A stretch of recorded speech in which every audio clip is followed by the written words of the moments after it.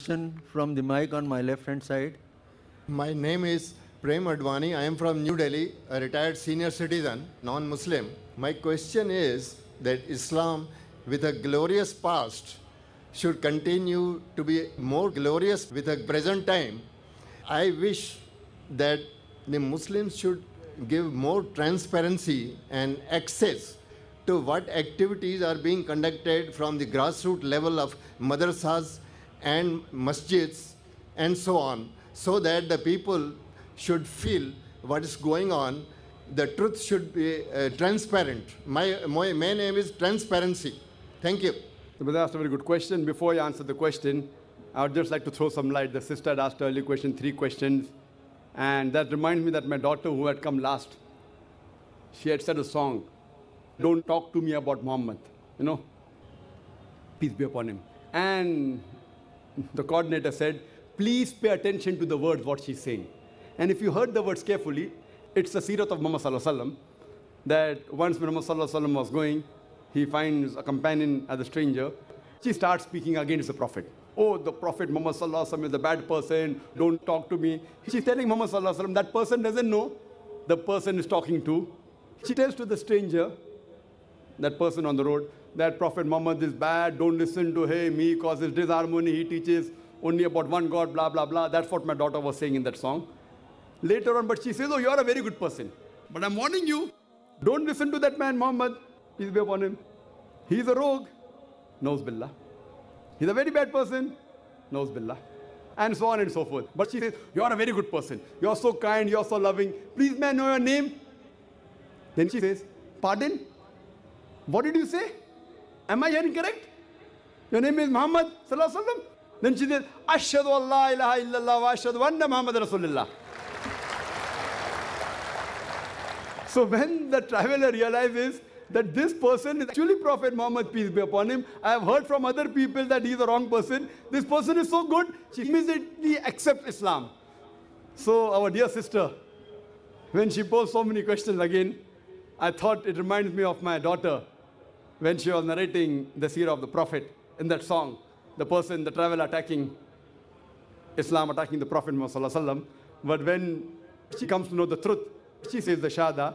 So inshallah, our dear sister also will say the Shahada. And I really ask Allah subhanahu wa ta'ala to open her heart. Our dear brother here asked a very good question. He agrees that Islam had a glorious past, but he says that there should be transparency, especially in the madrasa. Who says no? I'm for you, brother. I'm fully for you. Who says there should be no transparency? Not transparency. I want the non-Muslims to come and study in this madrasa. I'm aware, brother. I'm aware what you're talking about the media. That the media is saying that madrasas are the schools of terrorism. Media says, not you, brother. Media. Madrasa in Arabic means a place of dars, somewhat like a university. We can call it a school, call it a college, or call it a university. But the media portrays as though, if you go to a madrasa, you'll become a terrorist. Media portrays, not you. I am asking, number 1 person who has killed maximum human beings in the world is Hitler. Which madrasa did he go to? Which madrasa? Which madrasa he went to? See, today, mafia, the top people in the world from Italy and all these smugglers. If you take a survey that all the smugglers, all the top people that go to the jail, if you take a survey, how many people go to madrasa? How many? A small, maybe a couple of percent. Majority go to universities. Which university? Modern university. Schools, colleges. So can I say that you should close the school? Can I say close the College of Education, close BA, close BCom, close BSc? No. Because I know I have studied in the school.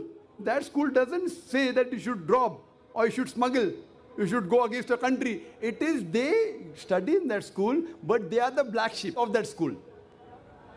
So Hitler also may have gone to the modern education. I'm sure that the school he went to didn't teach him that he should kill 6 million Jews. So what we realize that these are black sheep.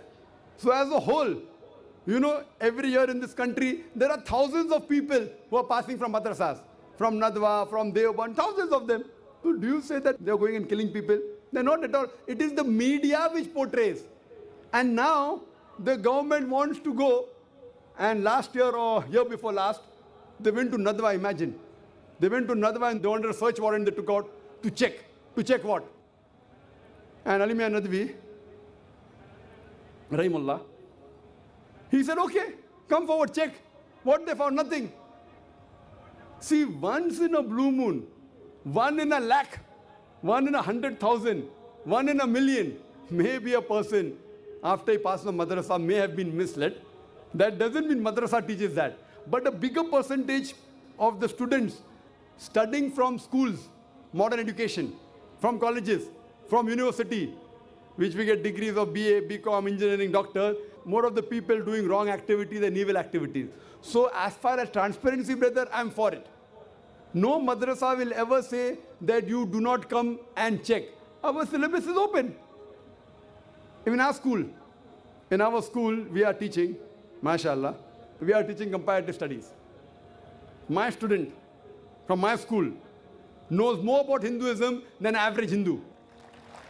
He knows more about Christianity than average Christian. He knows more about Islam than an average Muslim, because we pay attention to both of them. So as far as transparency, brother, is concerned, I'm for you, I'm with you, and no one will ever say that you don't come and analyze. Come, but don't blame. Don't come with a negative mind. Come with open mind. You may never know, you may get hidayah. You may come to the truth. Yes, brother. Create an atmosphere of encouragement for non-Muslims to come and learn something and see for themselves. That is what I mean by transparency, so that people should not have suspicion that something wrong is going on, something good is going on. But you should make it transparent. Brother asked a very good question. We should make it transparent for non-Muslim to come and study. Brother, first invitation I give to you and your children, come to IRF. I give invitation to you. See, Islamic Research Foundation has a library. It is one of the most well-equipped libraries, at least in India, of scriptures of different religions. You know, we have more than 200 different types of Bible, more than 50 versions of the Bible. We have more than 50 translations only of Bhagavad Gita. We have several translations of Vedas, of Rig Veda, Yajur Veda, Atharva Veda. You may not find in the library of your government. You may not find in the library of maybe your school of thought. We encourage, study, and come to the truth. And leave aside others. I give the first invitation to you and to your children. I will even bear the air ticket, free. Come to IRF and we welcome you. Study and we will learn the truth together, inshallah. Can you, on the microphone? Yes, brother. I wish to thank you that you have taken my suggestion in the right spirit, and I will take opportunity to avail of your offer. Please, just write to us. I'll send you an air ticket, inshallah. Yes.